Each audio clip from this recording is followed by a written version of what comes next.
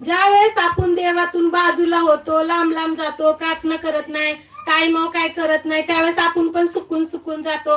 मग प्रार्थना करायला वाटत नाही, वचन वाचायला वाटत नाही, म्हणजे चांगलं वाटत नाही, काहीच करू वाटत नाही, फक्त बसायचं आणि येशू येशू.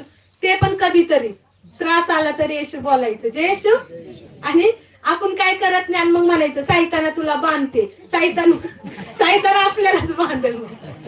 जे येशू. तर आपण पहिलं परिपूर्ण असलं पाहिजे, आपण आपल्यामध्ये तो अग्नी पाहिजे, आपल्यामध्ये ती प्रार्थना वचन पाहिजे, जे येशू.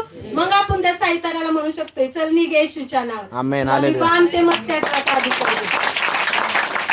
जर आपण गार झाल्यावर सायतान पण मग अजून डबल टिबल घेऊन येईल. मग है ना.